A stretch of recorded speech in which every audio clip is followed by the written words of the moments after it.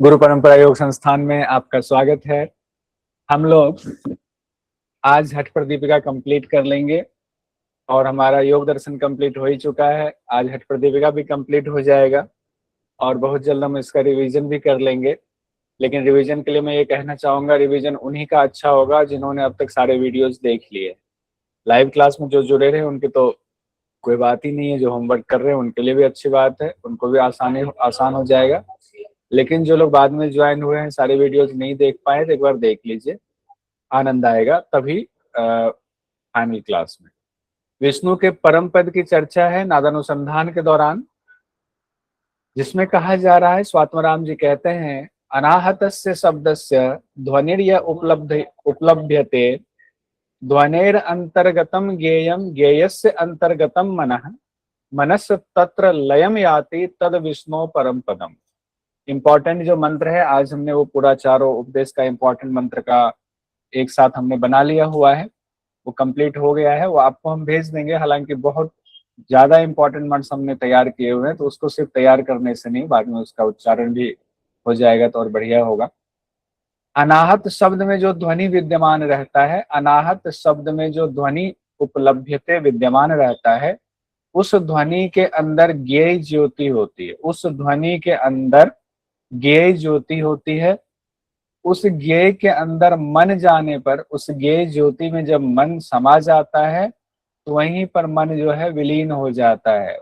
वही ज्ञेय है, वही मन को ले जाना है, वही मन को, चित्त को लय कर देना है, और वहीं पर विष्णु के परम पद की प्राप्ति होती है। यानी लय हो गए तो विष्णु के परम पद की प्राप्ति हो गई।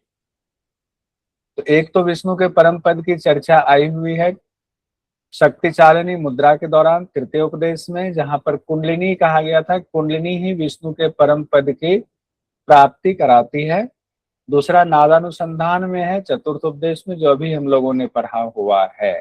तो विष्णु के परम पद की चर्चा दो जगहों पर आई हुई है, दोनों को आपको ध्यान रखना है। विष्णु के परम पद की चर्चा एक शक्ति चालन मुद्रा के दौरान, एक नादानुसंधान के दौरान अभी हम लोगों ने पढ़ा हुआ है।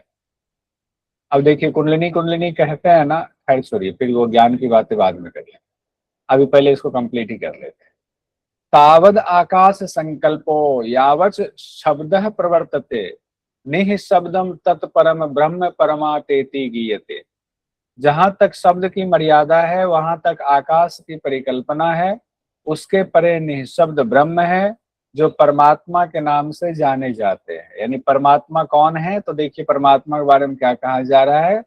जहां तक शब्द की मर्यादा है, शब्द है तो शब्द किसका तन्मात्रा है, आकाश का, तो वहां तक आकाश की परिकल्पना, यानी शब्द है तो आकाश महाभूत भी है। लेकिन जहां महाभूत खत्म हो गया, उसके परे, आकाश के परे क्या, तो वहीं पर निःशब्द हो जाता है, यानी शब्द भी विलीन हो जाता है। वो ब्रह्म है जो परमात्मा के नाम से जाने जाते हैं। ब्रह्म कैसे हैं, कोई नहीं बता सकता है। जो परे है इस पंच महाभूत के, यानी इस पंच महाभूत में सबसे पहले आकाश की उत्पत्ति हुई, वो आकाश से भी परे है। तो उस सिर्फ इतना है कि हाँ वो ब्रह्म है, इतना ही पता है, वही परमात्मा पता है। लेकिन वो कैसे है, क्या है, ये इंद्रिय जो मुख से मैं बोल रहा हूँ, आप सुन रहे हैं, इसकी क्षमता ही नहीं है कि उसको उसकी व्याख्या कर दे, नहीं क्षमता है। सिर्फ आप उसको महसूस कर सकते, जो जब उस अवस्था में जाएंगे तब जब महसूस करेंगे, तो बोलने की स्थिति नहीं होती, क्योंकि तब आप प्रकृति से परे हो जाते हैं। यत किंचिन नाद रूपेण श्रूयते शक्ति एव सा, यस तत्वांतो निराकार स एव परमेश्वर है, स एव परमेश्वर है। कहा जा रहा है, नाद रूप में जो कुछ भी सुनाई देता है वह केवल शक्ति ही है। नाद रूप में जो सुनाई दे रहा है आपके सुषुम्ना नाड़ी में, वह शक्ति ही है। और जिसमें तत्वों का विलय होता है वह निराकार है, उसका आकार नहीं है, वही परमेश्वर है, वो निराकार। निराकार नहीं है तो अब ढूंढते रहिए को है ही है कैसा फिर वो। अब नादानुसंधान के बारे में कहा जा रहा है, सर्वे हठ लयो पाया राजयोग से सिद्ध्यते, राजयोग समारूढ़ पुरुष काल वंचक है। यानी हठ और लय, हठ और लय दोनों के उपाय से राजयोग की सिद्धि होती है। हठ के उपाय से और लय के उपाय से राजयोग की सिद्धि होती है। राजयोग समारूढ़ पुरुष काल वंचक है, राजयोग में आरूढ़ होने वाला साधक, घर से छोड़ के जा रहे हो क्या बैग वैग लेकर के लटका के? राजयोग में आरूढ़ होने वाला साधक मृत्यु को जीत लेता है।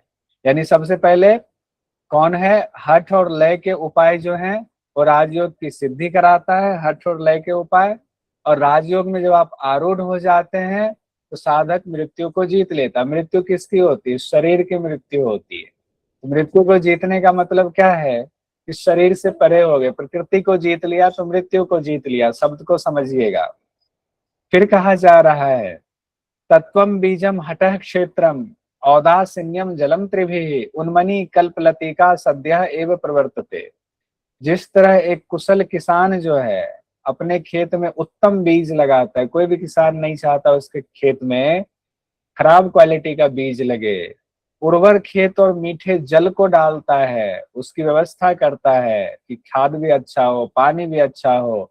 उसी तरह हम में से, आप में से जो कुशल साधक होगा, योग अभ्यासी होगा, चित्त रूप बीज चित्त को अच्छा करेगा, शुद्ध करेगा, तभी वो बीज बढ़िया माना जाएगा। हठ रूप भूमि यानी कि हठ योग का बहुत निर्मल तरीके से अभ्यास करेगा, उसके एक एक तत्व को समझ करके गुरु के द्वारा। वैराग्य रूपी जल, वैराग्य नहीं रहा तो विषयों में फंसते रहेंगे तो अभ्यास नहीं होगा, तो वैराग्य रूपी जल से सींचता है। इससे उन्मनी अवस्था की प्राप्ति होती है। उन्मनी अवस्था कोई देखिए, मेन कई जगहों पर उन्मनी अवस्था आया हुआ है, तो उसकी महत्ता बताई जा रही है कि हठ योग में उन्मनी अवस्था की क्या महत्ता है। अब देखिए जो सदा नादानुसंधान का अभ्यास करता है उसके क्या लाभ होते हैं उसकी चर्चा हो रही है। अब यहाँ से अंतिम तक उससे लाभ की चर्चा होगी कि योगी की अवस्था कैसी हो जाती है, योगी तब कैसा होता है उसकी स्थिति।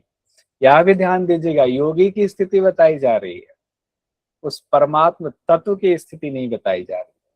क्यों नहीं बताई जा रही? क्योंकि परमात्म तत्व को कोई वर्णन कर ही नहीं सकता है। सदा नादानुसंधानात् क्षीयन्ते पाप संचयाः निरंजने विलीयते निश्चितम चित्त मारुतो। सदा नादानुसंधान के अभ्यास से पाप समूह नष्ट हो जाते हैं। जब नादानुसंधान का हमेशा अभ्यास करते हैं तब कहा गया है क्षीयन्ते पाप संचया निरंजने विलीयते निश्चितम चित्त मारुतो। यानी कि जब चित्त और प्राण निश्चित रूप से विलीन हो जाता है उस निरंजन में, तब निरंजन ही निरंजन बचता है। सब कुछ विलीन हो गया, जिसमें मान ली जल में सब विलीन हो गया तो सबका अस्तित्व खत्म हो गया। खत्म मतलब लय हो गया, सिर्फ वो जल ही बचा। उसी तरह उस निरंजन पद में सब कुछ, चित्त भी, चित्त मतलब आपकी मन भी, मारुत मतलब आपकी प्राण वायु भी, सब लय हो गया तो सिर्फ निरंजन ही निरंजन बचा। और जब निरंजन ही निरंजन बचता है तब योगी की क्या स्थिति होती है? शंख दुदुम्भी नादम च न शृणोति कदाचन काष्ठ वज जायते देह उन्मन्यावस्था ध्रुवन। फिर उन्मनी अवस्था की चर्चा आई हुई है। उन्मनी अवस्था के को बहुत महत्व दिया गया, कितनी बार चर्चा आई आप देख सकते हैं। तब फिर शंख दुदुम्भी नाद कभी सुनाई नहीं देता है। यानी जब बात हुई कि आकाश जहां तक है, जहां तक सीमा वहीं तक शब्द है, आकाश से परे शब्द है ही नहीं। आकाश से परे तो ब्रह्म है। उपनिषद में आप आओगे पढ़ोगे, उस ब्रह्म से आकाश की उत्पत्ति हुई, आकाश से वायु, वायु से अग्नि, अग्नि से जल, जल से पृथ्वी की उत्पत्ति हुई। तो जब आकाश से ऊपर क्या हो गए? ब्रह्म, ब्रह्म हो गए। ब्रह्म क्या है? शून्य है। शून्य क्यों कहा गया? क्योंकि हम वर्णन नहीं कर सकते हैं तो उसके लिए एक शब्द दे दिया शून्य। शून्य मतलब उसमें सब कुछ समाहित हो गया। कहा गया है कि अंतिम अवस्था जो नादानुसंधान की होती है उसमें कोई आवाज सुनाई नहीं देती है, क्योंकि चित्त आपका लय हो गया, सुनेगा सुन, एकदम निर्मल। और कहा गया उस अवस्था को उन्मनी अवस्था है। उन्मनी अवस्था में पहुंचने पर योगी का देह क्या होता है? काठ के समान बिना चेष्टा वाला हो जाता है। अब कोई काठ पड़ा हुआ है, काठ मतलब क्या? लकड़ी का टुकड़ा को काठ कहा जाता है। लकड़ी का टुकड़ा कुछ पड़ा हुआ है, क्या वो कुछ चेष्टा करता है? वो कहता है हमें खाने को दो, हमें पीने को पानी दो, कुछ नहीं कहता है। मतलब निश्चेष्टस्य वाली स्थिति हो जाती है। वैसे ही योगी की स्थिति होती है, सारे संकल्प विकल्प खत्म हो गए तो वो काष्ठ के समान निश्चेष्टा वाला हो गया। फिर कहा जा रहा है और क्या होती योगी की स्थिति? फिर कहा जा रहा है सर्वावस्था विनिर्मुक्त है, सर्व चिंता विवर्जित है, मृतवत तिष्ठते योगी स मुक्तो नात्र संशय।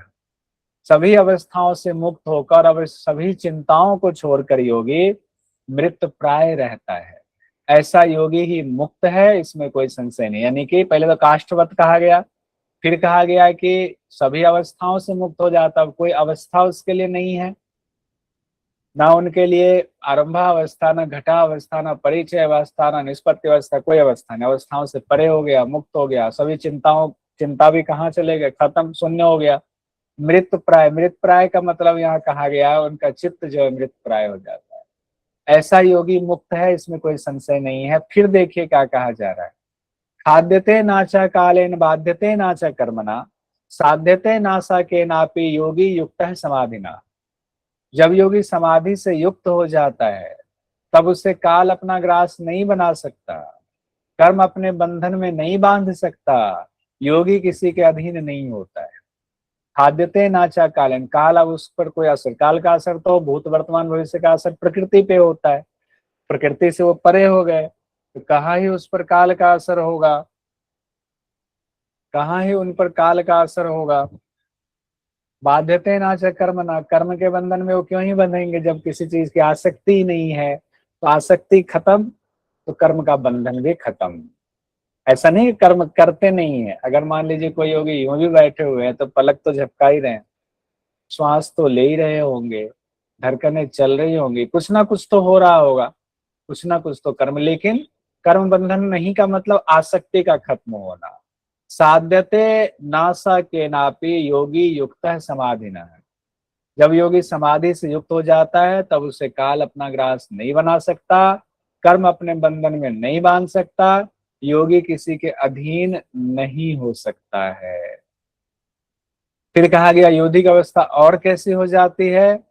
फिर कहा जा रहा है, स्वात्मा राम जी कहते हैं, ना गंधम ना रसम रूपम ना गंधम ना रसम रूपम नाचा स्पर्श ना निःश्वसनम नात्मानम ना परम व्यक्ति योगी युक्त समाधि ना। जो समाधि में युक्त हो गया योगी, या मानिए कि समाधिस्थ योगी जो है, उनको लिए गंध का भी कोई असर नहीं। गंध तो हम लोग देखते हैं क्योंकि हमारी इंद्रिया, जो हम चाहते हैं अच्छी चीजें हमेशा सुगंध करे, तो हमारे लिए गंध का असर, उनके लिए गंध का कोई मोल नहीं है। उनके लिए रस का, रस हम लोग देखते हैं कौन सा रस है, कैसा है, खट्टा है, मीठा है, तीखा है, हर रोज बदलता रहता है, कुछ ना कुछ अलग अलग चाहिए।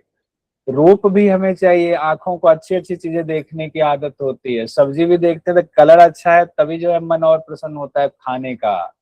स्पर्श भी हम करना चाहते हैं, हमारे कपड़ों का स्पर्श कैसा है, शरीर पर किसी चीज का स्पर्श हो रहा है तो कैसा हो रहा है। अगर कपड़ा भी पहने तो कपड़ा कहीं काट तो नहीं रहा है, कोई हवा चल रही बहुत तेज शरीर को नुकसान तो नहीं पहुंचा रही, उसको स्पर्श का भी कोई फर्क नहीं पड़ता समाधिस्थ योगी को। क्योंकि वो सभी इंद्रियों जनित जो भी विषय हैं और इंद्रिय जनित जो भी भोग हैं उससे वो परे हो जाते हैं, इसलिए उनको कोई फर्क नहीं पड़ता है। उसे ना तो अपने का ना ही दूसरों का भान रहता है। ना आत्मानम ना परम वेत्ति, ना अपना ना परायों का भान रहता है जो समाधिस्थ हो जाता है। फिर स्वात्मा राम जी कहते हैं, चित्तम न सुप्तम न जागृत स्मृति विस्मृति विवर्जित है न च अस्तम एति नोदेति यस्यास्यो यस्यासो मुक्त एव सह। जिसका चित्त ना सोया हुआ है ना जगा हुआ है, जिसका चित्त ना सोया हुआ है ना जगा हुआ है, ना सुप्त ना जागृत। लीजिए, सुप्त और जागृत से परे हो गया। सुसुप्त, जागृत अवस्था, सुसुप्ति अवस्था, और तीसरी अवस्था कौन सी होती है, चौथी अवस्था कौन सी होती है बताइए जरा। सब तुरिया बताइए। अवस्था होती है ना, तुरिया अवस्था। ऐसे जो हम लोग जनरली पढ़ते हैं, जागृत, सुसुप्ति, जागृत, स्वप्न, जागृत, सुसुप्ति स्वप्न, और सुषुप्ति, तुरिया और तुरियातीत। तुरिया, तुरियातीत। और जाएंगे तो और भी कुछ, कई जगहों पर 3 ही की चर्चा हुई है, कई जगहों पर 4, कई जगहों पर 5 की चर्चा हो गई है। बेसिकली वो क्या है, आपकी जो चेतना है उस चेतना के लेयर्स को बताया जा रहा है। यहाँ इतने में ही बात कह के चेतना के सर्वोच्च स्थिति को रख दिया गया है कि वो ना सुप्त है ना जागृत अवस्था में है। स्मृति विस्मृति वो सब खत्म हो गया है, यानी सबको शून्य कर लिया है। फिर कहा जा रहा है, ना चास्तम एति नोदेति यस्यास्यो मुक्तः स एव सः। ना जो चेतन अवस्था में है, ना जो है अचेतन अवस्था में है। चेतन अचेतन से भी वो परे हो गए। चेतना तो तभी है ना जब चेतना चित्त है, तो चेतना है। तो चित्त की चेतना की बात हो रही है, यहाँ आत्मा वाली बात नहीं हो रही है। आत्मा में तो अवस्थित हो ही गए, तो चित्त की चेतना से परे हो गए, तो चेतन अवस्था अचेतन अवस्था से भी वो परे हो गए। ऐसा साधक मुक्त है, ये कहा जा रहा है। अभी लास्ट में एक बात बताऊंगा, ध्यान दीजिए। न विजानाति शीतोष्णम, न दुखम न सुखम, तथा न मानम नोपमानम, न अपमानम, न मानम न अपमानम च योगी युक्त है समाधिना है। वो योगी को ना तो ठंड लगती है, शीत लगती है, ना उष्ण होते, ना गर्मी का एहसास होता है, ना दुख का ना सुख का एहसास होता है, ना मान का ना अपमान का एहसास होती है।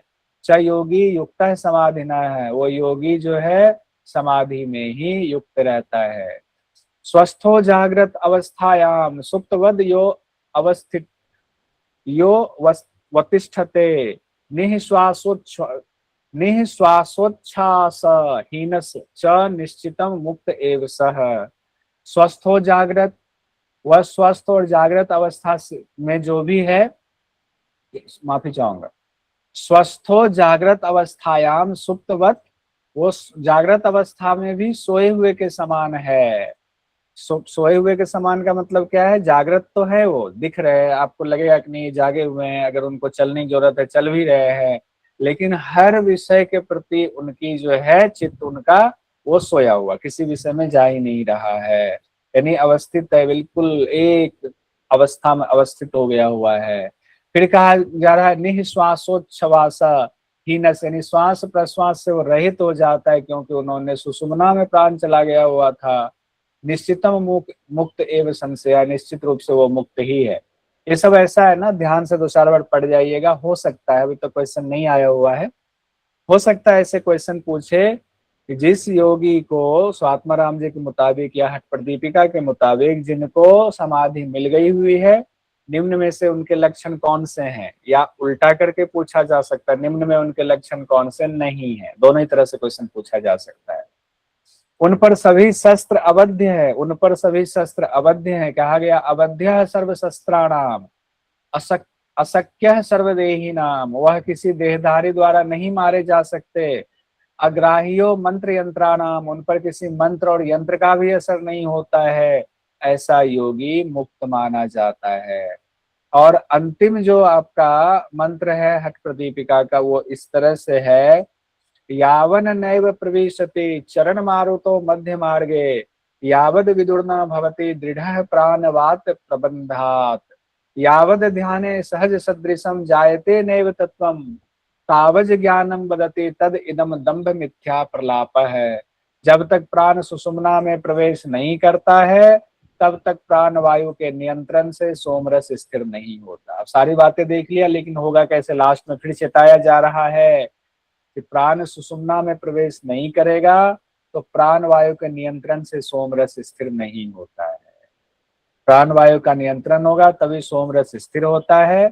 अब प्राण वायु के नियंत्रण से बिंदु स्थिर होता है, प्राण वायु के नियंत्रण से ही बिंदु स्थिर होता है। जब तक परम तत्व सहज रूप से ध्यान में नहीं आता है, कोशिश करनी पड़ती परम तत्व को लाने की, तब तक नहीं।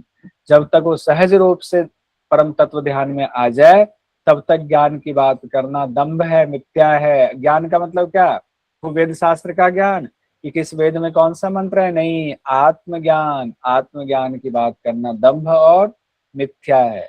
तो समाधिस्थ योगी के लक्षण और फल की चर्चा एक बार इसको फिर से कर लेते हैं, इस टेबल में देख लीजिए, फिर इसके बाद हम लोग इसको एक पेज पर, फिर ये कंप्लीट हो गया। फिर आप लोगों के सवाल भी ले लेंगे, फिर कुछ बताना होगा मुझे तो मैं और भी बता दूंगा।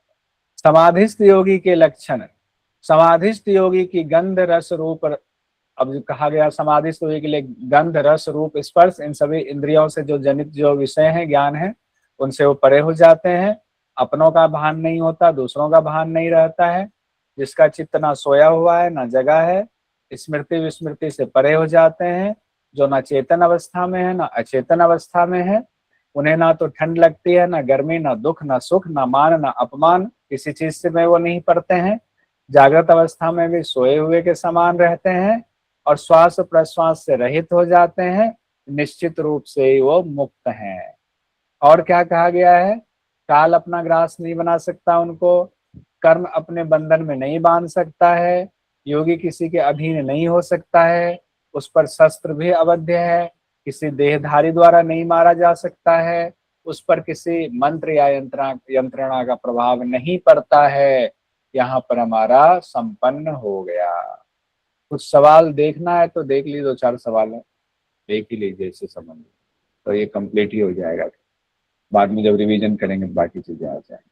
देखिए, हठयोग प्रदीपिका के अनुसार नादानुसंधान की परिचय अवस्था में किस वाद्य यंत्र की ध्वनि सुनाई देती है? अब देखिए, एक चीज ध्यान रखिएगा, वाद्य यंत्र की ध्वनि 2 तरीके से बताया गया। एक तो चारों अवस्था में बताया गया है, चारों अवस्था में एक तो बताया गया है, उस 4 अवस्था के अलावे बताया गया है आदि, मध्य और अंत, वो अलग से बताया गया। तो दोनों ही आपको याद रखना है। परिचय अवस्था की चर्चा हो रही है अलग से।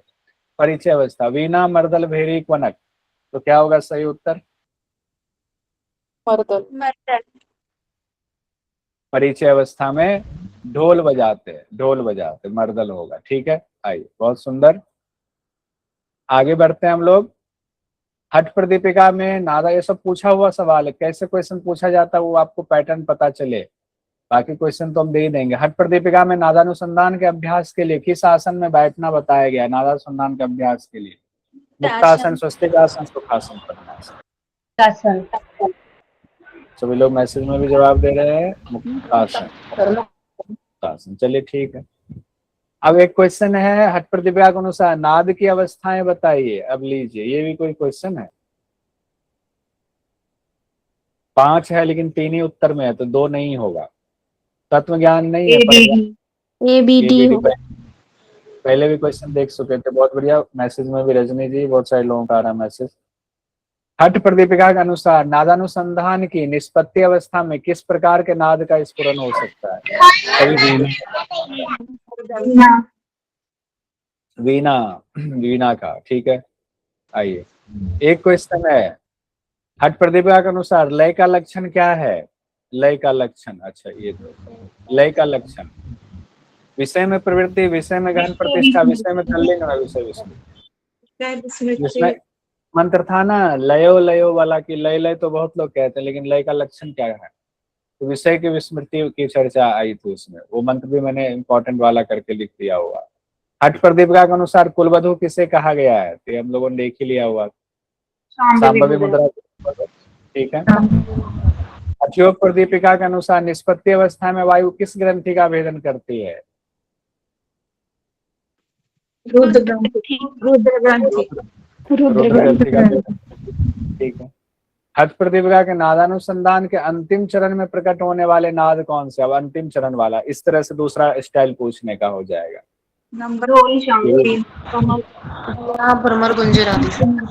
वीणा भ्रमर गुंजन होगा। ठीक है, वीणा लास्ट वाला याद कीजिए। ये क्वेश्चन भी देख ही लीजिए, ये भी बढ़िया क्वेश्चन। ठीक है, आइए, हठ प्रदीपिका के अनुसार ब्रह्म ग्रंथि भेदन से साधक बनता है, यानी ब्रह्म ग्रंथि का भेदन पहले आप सोचिए कहाँ पर होता है? तो आरंभावस्था में होता है, और आरंभावस्था में फल क्या बताया गया? उस फल की चर्चा हो रही है। अब इसमें 4 चीजें दी गई हैं, उत्तर में 2 लेना है, यानी 2 इसमें से गलत है, 2 सही है।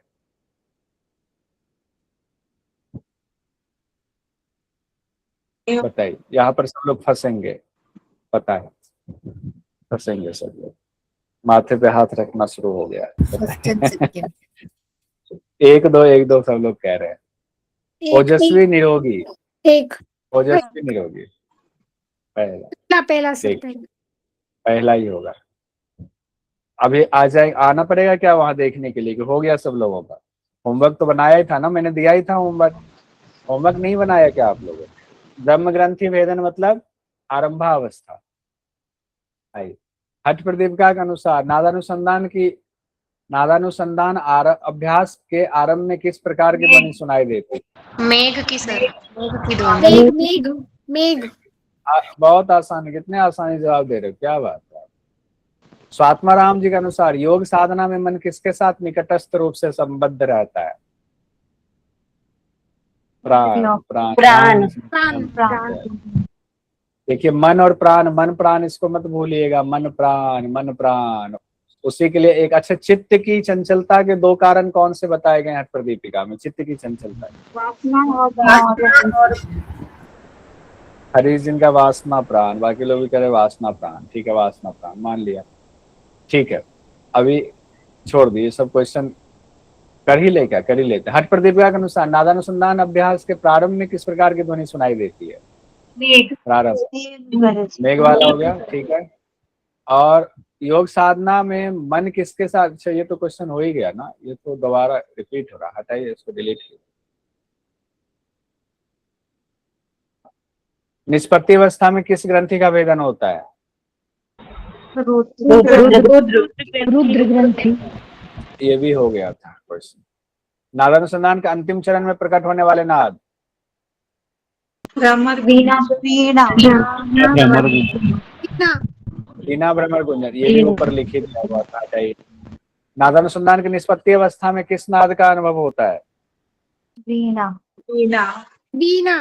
वीणा, ये भी क्वेश्चन ऊपर देख ही लिया हुआ था, ये भी हटाइए। ढोल शंख घंटा का आह्लाद नादानुसंधान के किस स्तर में सुनाई देता है? हाँ, शुरुआत में। मध्यम अवस्था। मध्यम है। शुरुआत किन्होंने कहा उनके लिए जो ताली, कौन है शुरुआत में, पहले तो नाम बताइएगा। वैशाली। हाँ, शुरुआत में किन्होंने बोला, पहले तो मुझे उनका नाम जानना है। मैं हूँ सर, वैशाली। अच्छा वैशाली जी, आप कल ही ज्वाइन किए हो ना आपने? हाँ हाँ हाँ। लेकिन वैशाली जी कल तो आप थे क्लास में। अच्छा चलो, आप नए हो तो थोड़ा सा अभी आपको टाइम लगेगा, तो इसीलिए जो है कोई बात नहीं। वैशाली पहले जी लेकिन मैंने बोला था। अच्छा रश्मि जी ने बोला था, पहला बोला जी था सर। आपने? Yes sir. तो आपने तो सही बोला कि गलत बोला? सर मैंने मध्यम बोला था। अच्छा आपने मध्यम बोला, तब तो बहुत बढ़िया, तब तो अच्छा बोला आपने। जिन्होंने प्रथम बोला मैं उनको कह रहा था कि गलत बोला आपने, तो मुझे पता चल गया वैशाली जी ने बोला, तो वैशाली जी तो अभी कल ही इन्होंने ज्वाइन किया हुआ, तो कोई बात नहीं। देख लेना वैशाली जी ठीक से एक बार, सारा ठीक है। वीडियो सुन लेना। शुरुआत में तेज आवाज आती है, पहले समंदर की, फिर मेघ गर्जन की, फिर जो है उसके बाद मेघ गर्जन के बाद कौन सी आवाज आती है? नगारों, कौन सा था वो, क्या बोलते हैं उसको, भेड़ी झरने की, भेड़ी भेड़ी भेड़ी की, फिर झरझरदार की आवाज आती है प्रथम में। हाँ ये मध्य का है, ये मध्य का है, ठीक है। किंकणी वंशी वीणा भ्रमर की आवाज नादानुसंधान के किस स्तर में सुनाई देता है? अंत में।